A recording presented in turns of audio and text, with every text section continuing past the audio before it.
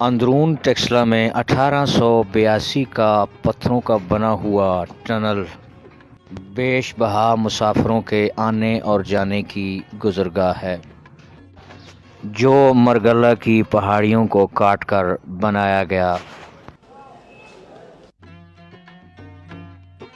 1881 को railway station Taxila की तमीर की गई और 1882 को ये खूबसूरत टनल बनाया गया।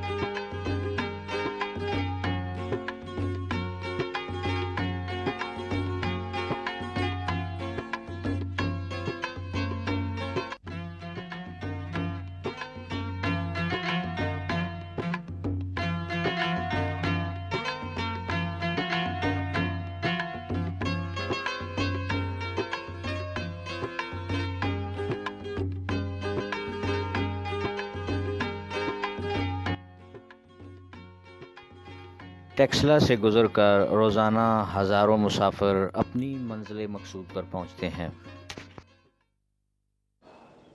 1882 में तमीर किया गया ये पत्थरों का टनल आज भी अपनी पूरी शान और शौकत के साथ खड़ा नज़र आता है।